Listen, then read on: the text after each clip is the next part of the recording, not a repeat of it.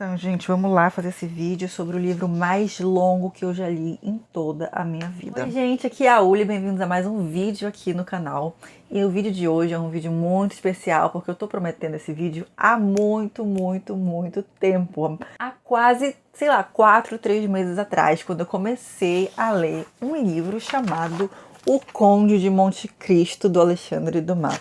Esse classicão aqui, esse tijolo. Comecei a ler faz muito tempo. E a minha vontade era de gravar um vídeo pra cá, pro canal, tanto fazendo resenha dele, quanto gravando diário de leitura, né? Que inclusive gravei enquanto lia. E tem vários diários guardados pra eu editar e postar aqui pra vocês. Então em breve vai ter vídeo recheado de spoiler sobre esse livro aqui. Mas esse de hoje é um livro sem spoiler, com a resenha desse livro, contando as minhas impressões sobre a história, o que eu achei, enfim. Antes da gente começar a resenha, já não se esqueça de se inscrever nesse canal, tá bom? Principalmente se você gosta de livro, porque eu falo muito sobre isso aqui. Então aperta aqui no botão de se inscrever, ativa o sininho, curte esse vídeo, tá bom? E vai comentando aí o que você vai achando do vídeo. Lembrando também, se você quiser comprar qualquer coisa na Amazon, pode ser esse livro, pode ser qualquer outra coisa, usa meu link, tá bom? Vou deixar aqui na descrição também. Então, O Conde de Monte Cristo foi escrito pelo Alexandre Dumas entre 1844 e 1846, né? Nesses 2 anos aí. E ele foi publicado inicialmente de forma periódica, né? Então um capítulo era publicado por semana nos folhetins, né, da época, para as pessoas irem acompanhando a história conforme ela ia sendo escrita, né? Então ele não escreveu tudo de uma vez, né? Ele foi publicando assim por partes. Era como se fosse uma série, só que por escrito, e as pessoas tinham que esperar uma semana para ler a continuação, para esperar por um episódio. É como se fosse tipo isso, vocês entenderam, né? Então ele foi publicado dessa forma durante 2 anos. 2 anos, imagina. Por isso que o livro é tão longo assim. Eu li nessa edição comentada da Zahar, que tem 2 volumes, né? O livro inteiro é um só, tá, gente? Mas isso foi uma decisão, né, da editora, dividir em 2 volumes para ficar mais fácil de ler, de armazenar, e enfim. Então eu li nessa edição aqui, que é uma edição comentada e ilustrada. Olha só, essa aqui é a primeira parte da história e aqui é a segunda parte da história, né? Então tem essa capa ilustrada bem bonita, né? A lombada aqui é com acabamento em tecido e tem a folha de guarda bem bonita também, ó. Né? Inclusive eu tenho um vídeo aqui falando sobre cada parte do livro, vocês já assistiram? Aqui é a folha de guarda do volume 2. Tem o fitilinho aqui também, é uma edição maravilhosa, gente. Ela é um pouco cara, um pouco não, ela é bastante cara. Eu esperei ela entrar numa promoção, assim, na Black Friday. Mesmo assim saiu caro, mesmo com a promoção saiu caro. Mas, né? Mas, enfim. Li nessa edição, tem várias edições desse livro. Várias edições diferentes. Então você pode escolher aí a que você quer ler, né? Eu queria muito a da Zahar porque tem uma tradução premiada e tem notas de rodapé e também tem comentários no prefácio e tudo mais. E, enfim, né? É uma edição toda especial. Mas tem edições mais simples também e mais em conta que você pode escolher para ler esse livro. Então, o livro conta a história do Edmond Dantès, que é um marinheiro, e tá com tudo dando certo ali na vida dele, né? Tudo em vias, assim, de dar certo. Ele tá prestes a ser promovido no barco onde ele trabalha, ele tá noivo da mulher que ele ama, né? Da moça que ele ama ali. Ele mora com o pai dele, tá começando ali a enriquecer, e ele julga ter bons amigos também. Só que o Edmond, ele é um homem muito inocente, sabe, gente? Muito bonzinho, assim, sabe? Ele não vê maldade no mundo, não vê maldade nas pessoas, ele só quer o bem de todo mundo. Ele é muito gente boa, muito gente boa. E ele acaba confiando nas pessoas erradas, né?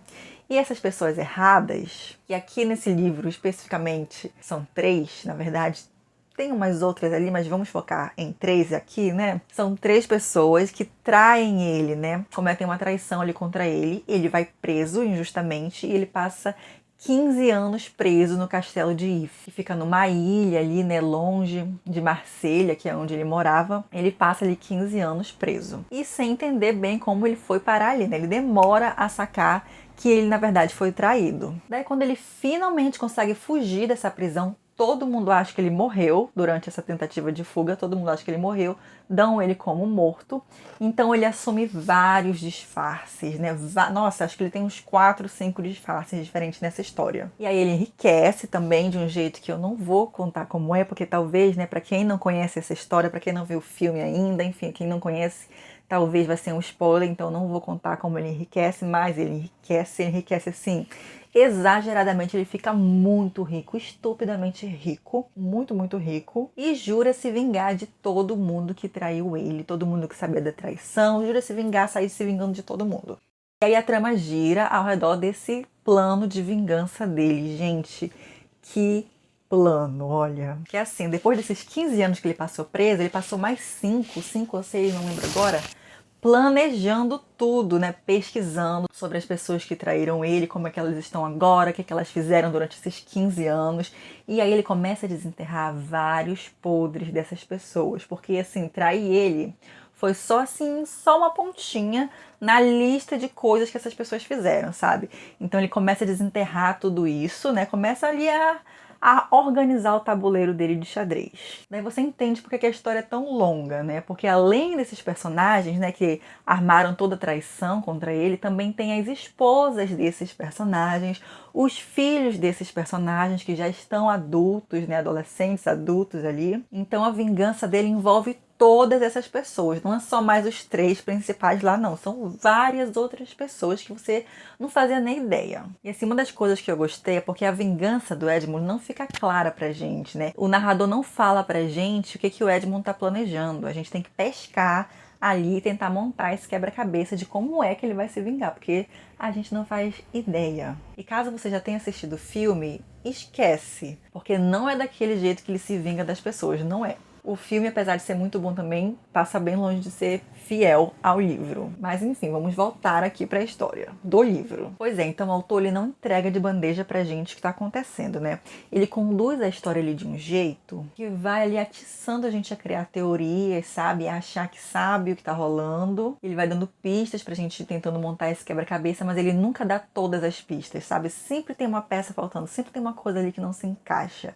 E a gente só descobre o que realmente vai acontecer quando o negócio explode lá na nossa cara. Então tem personagens que aparecem assim a princípio do nada, mas que 5 capítulos depois a gente vai entender quem é aquele personagem, por que ele apareceu na história, por que ele foi apresentado da forma que foi. Enfim, gente, é uma novela enorme, enorme, e eu amei. É uma grande fofoca. Quem gosta de fofoca vai amar esse livro. E assim, é uma história incrível, cheia de reviravoltas. Tem muitos plot twists aqui, muitas reviravoltas. E apesar de ter aqui críticas sociais a respeito de ambição, de ganância, de vaidade e até da própria vingança também, né? Que nunca é plena, mata a alma, envenena e tudo isso. Apesar de ter todas essas críticas sociais, todas essas reflexões, né? É um livro bem menos sombrio, assim, do que eu achei que fosse ser, sabe? Eu achei que fosse um livro mais sério, mais de refletir, até mais difícil de ler. Eu achei que fosse ser assim, até porque o filme passa um pouco essa vibe, né? De um livro mais adulto, mais sério, assim. E no livro a gente até vê todo o sofrimento do Dante na prisão, e a gente sofre junto com ele também. Mas esse livro tem uma carga assim muito maior de entretenimento, sabe, pra quem tá lendo. Uma pitada assim de humor, um humor meio irônico, meio Jane Austen, sabe? É uma coisa que prende muito o leitor, porque o narrador ele conversa com a gente, né? Ele fala, querido leitor, queridos leitores, ele vai dialogando com a gente, isso é muito divertido. Tinha uns momentos que parecia assim, sabe, eu comparei com novela, né? E tem uma série chamada Jane the Virgin, que tem assim a mesma vibe de novela, né? E nessa série tem um narrador. Então ler esse livro me lembrou um pouco de Jane the Virgin por causa do narrador. Ele vai conversando com a gente durante a história, sabe? Então ele tá aqui narrando a respeito de um personagem específico. Aí no próximo capítulo ele fala, enquanto isso, você bem se lembra que nós deixamos o fulano de tal lá em Marselha fazendo tal coisa. Agora vamos ver como aquilo se sucedeu, sabe? Ele faz essas tiradas assim, essa de interação com o leitor que eu achei maravilhosa. Outra coisa muito interessante é que o autor ele mistura, né, ficção com realidade. Então ele usa muito do que estava acontecendo ali no contexto político da França naquela época para influenciar na história. Tanto que o Dante foi preso por causa de uma traição política, né? De um contexto ali bonapartista que estava acontecendo na França na época em que a história se passa aqui. E assim, não é só o contexto, não é só o cenário político que ele usa aqui, não. Ele também usa personagens reais e fictícios. Então, tem o Bonaparte aqui nessa história. Não é um personagem assim super presente, né? Mas ele aparece, tem falas e tudo, tem diálogos e tudo. Tem o rei Luís VIII, é o oitavo ou é o 18? Enfim, tem o rei Luís aqui, eu vou deixar escrito aqui qual é o Luís, tá bom? mas tem ele também, e ele conversa aqui com outros personagens, então ele faz essa mistura. E tem vários artistas também que aparecem decorrer da história, pintores, atores de peças teatrais, dramaturgos, enfim, ele vai citando várias pessoas que realmente existiram e colocando elas aqui no cenário da história.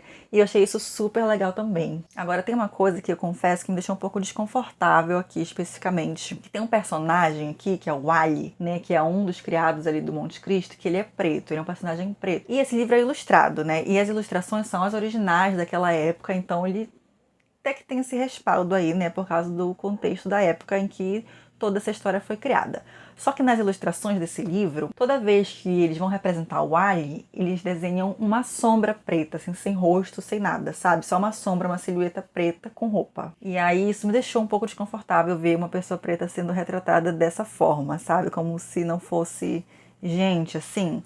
E eu sei que faz parte do contexto da época e tudo, e tem esse respaldo, mas me deixou desconfortável lendo, sabe? Eu diria assim que influenciou um pouco negativamente na minha experiência. A forma como esse personagem foi retratado aqui nas ilustrações desse livro. Inclusive, as ilustrações aqui desse livro são meio problemáticas, assim, sabe? Não só por essa questão, mas também porque não tem personagens fixos, sabe? Tipo, uma hora o Dante é representado de um jeito, daí no outro ele tá representado de outro jeito, sabe? Uma hora a Mercedes, que a noiva dele, é de um jeito, na outra ilustração ela já é de outro jeito, completamente diferente. Então não segue assim uma identidade dos personagens. Eu não sei se é uma característica das ilustrações da época, esse tipo de coisa. Eu vi aqui que as ilustrações são assinadas por artistas diferentes, né? Não foram criadas pelo mesmo artista.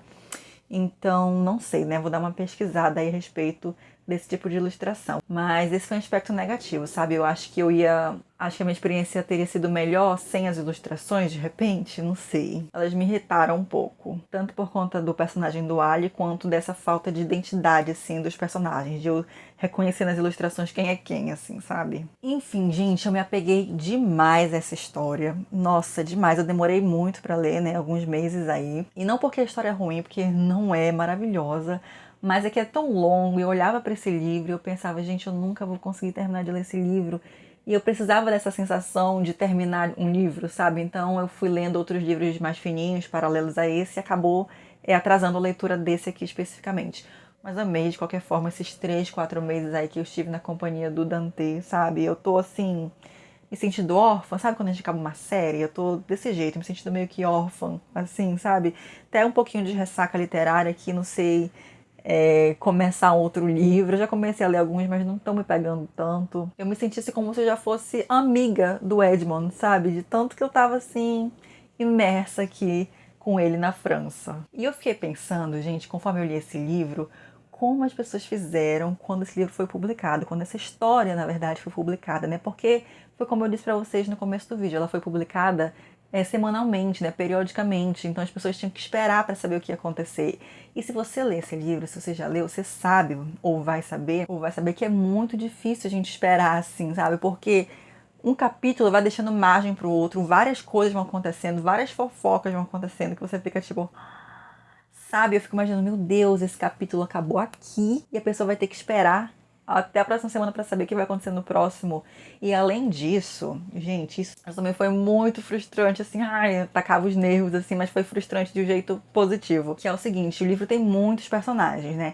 Então aqui no capítulo ele tá focando em um personagem específico, aí o capítulo acaba de um jeito bafônico e o capítulo seguinte é sobre outro personagem, sabe? E você não tem a mínima ideia de quando a história vai voltar para aquela treta que estava rolando antes. Ele demora assim uns 2, 3 capítulos para recuperar a história daquele outro personagem, entendeu? E às vezes as histórias estão entrelaçadas de um personagem com o outro. Às vezes a vingança de um vai emendar ali na vingança do outro. Enfim, gente, é uma loucura, uma fofoca. Vocês vão ver no diário de leitura que eu não sabia nem como explicar para vocês a teia dessa fofoca que é esse livro.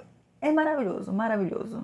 Enfim, espero que vocês tenham gostado dessa resenha. Espero que vocês gostem dos diários de leitura também. Lembrando que os vídeos de diário de leitura vão ser todos recheados de spoiler. Vai ser o suco do spoiler o vídeo, tá bom? Então já fica aí avisado. Esse vídeo foi sem spoiler, pra quem não gosta, mas o próximo vídeo que eu for falar de Conde de Monte Cristo vai ser com muito spoiler e muita fofoca. E eu sei que essa história é muito longa, tem 1370 páginas, nem todo mundo tem tempo, nem disposição, né, pra ler tudo isso.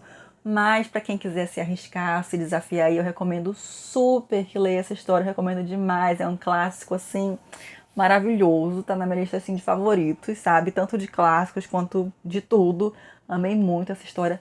E assim, eu nem acredito, gente, que eu terminei com essa sensação de querer ler tudo de novo, sabe? Eu terminei o livro e a minha vontade era começar tudo de novo, sabe? Todas as 1.300 páginas de novo. Eu fiquei tipo, gente, eu queria ter mais horas no dia pra ler o Conde de Monte Cristo mais uma vez. É muito boa essa história de verdade. Enfim, como eu já mencionei, ela tem uma linguagem mais divertida também, né?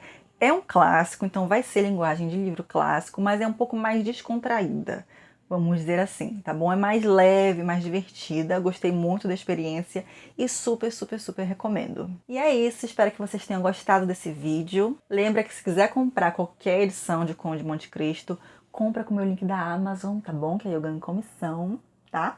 Te agradeço muito, muito obrigada por assistir esse vídeo até aqui. Até o próximo e tchau!